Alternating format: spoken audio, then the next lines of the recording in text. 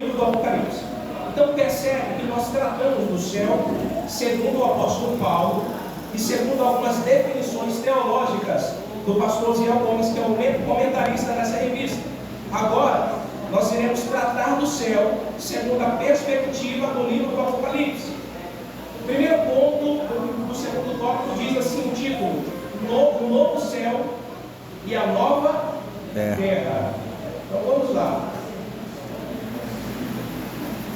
Depois da abertura dos 7 selos, conforme Apocalipse capítulo 6, em que predominam a desordem, a tribulação e o juízo, o quadro revelado na sequência é o de um novo estado eterno. Então, a visão que o apóstolo João tem em Apocalipse capítulo 6 é da abertura dos 7 selos. Depois da abertura desses 7 selos, depois do derramamento das 7 taças da ira de Deus, a terra sofrerá a tribulação, a grande tribulação. Depois disso, dessas coisas acontecerem, depois que Cristo voltar para governar a terra juntamente com a sua igreja, Cristo vai estabelecer a sua nova cidade sobre esta terra. É por isso que tem um louvor que diz que os reinos se vão, os reinos vêm e vão, mas o Senhor permanece para sempre. Esse sistema passará, esse governo passará, e Cristo estabelecerá o seu governo aqui na terra.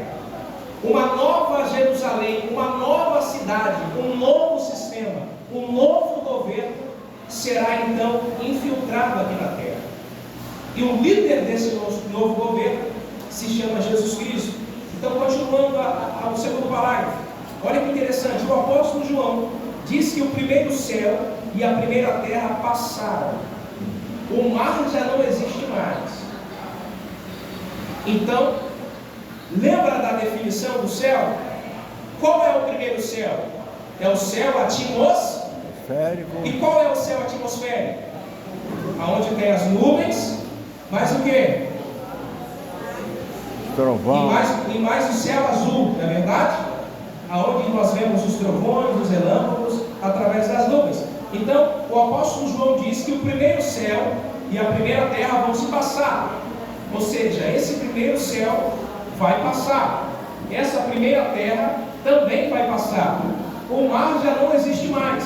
Esse céu, que também é para nós, é o espaço astronômico, que não se trata da habitação eterna de Deus.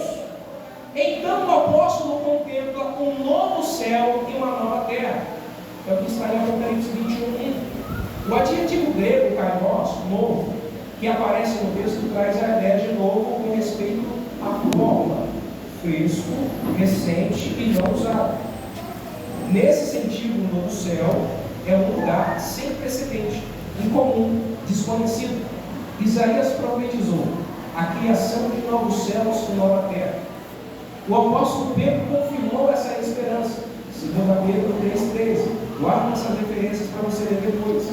Esse lugar é o destino do cristão, um novo lar completamente redimido, sem qualquer semelhança com o mundo antigo, pois Jesus disse em Apocalipse capítulo 21, versículo 5: eis que faço nova todas as coisas. Então João ele vem aqui, nesse primeiro ponto, do segundo tópico, para a gente entender melhor. Na perspectiva bíblica, segundo o livro do Apocalipse, segundo a visão do apóstolo João, Deus ele fará novos céus e nova terra, para os cristãos habitarem, isto é, o cumprimento das profecias proferidas pelos profetas e pelos apóstolos. João vê uma nova ordem, ele vê um novo governo, ele vê um novo estado, um novo sistema, ele vê a terra ser transformada e a Jerusalém celestial descendo do céu juntamente com Cristo para habitar nessa dimensão. Então Cristo fará uma nova terra. Os elementos dessa terra, o apóstolo Pedro diz, que se derreterão, se disfarão. descerá do céu. João viu essa visão em Apocalipse capítulo 21, depois do julgamento do trono branco. Ele viu que a nova Jerusalém descia do céu, e a igreja adereçada como uma noiva, juntamente com Cristo, nesse novo sistema. E Cristo será o governante dessa cidade. Então João traz essa revelação apocalíptica na época para uma igreja perseguida. Então eles estavam vivendo perseguição, sendo mortos com os pés na terra, mas a sua mente estava no céu, segundo as profecias que o livro do Apocalipse traz. Assim é a nossa caminhada cristã. Novos céus e nova terra.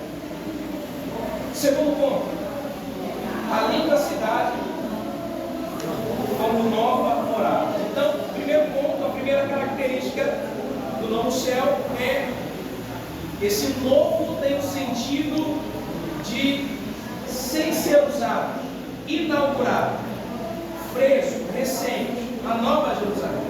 Segundo ponto, a linda cidade como a nossa nova morada. No versículo 2, Apocalipse 21, o apóstolo João faz menção à descida da cidade santa, e somente a partir do versículo 9 ele começa a descrever a beleza desta cidade. Vamos lá então para Apocalipse capítulo 21, para a gente já caminhar ligeiro para o final. Apocalipse capítulo 21.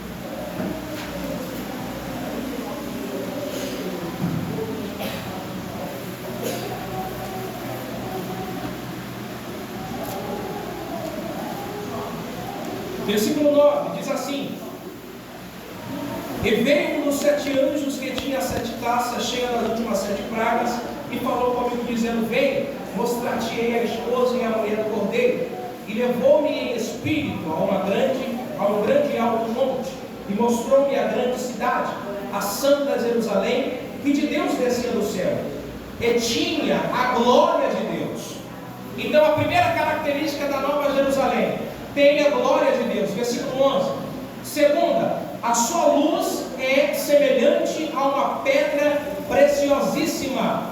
Então, segunda característica, é uma luz resplandecente, como a pedra de jaspe, como um cristal que resplandece. Versículo 12, e tinha um grande e alto muro, com 12 portas, e nas portas 12 anjos, e os nomes escritos sobre elas, que são os nomes das 12 tribos de Israel. Terceira característica, há um grande muro com grandes portas, e sobre essas portas, que são 12, o nome das 12 tribos de Israel. Então, primeira característica, a glória de Deus. Segunda característica, uma luz resplandecente. Terceira característica, 12 portas, e nessas 12 portas, o nome das 12 tribos de Israel. Quem já leu isso aqui? Glória. Talvez você leu, mas você esqueceu, né, irmãos? É as características da formosura da Nova Jerusalém. Continuando, versículo 13.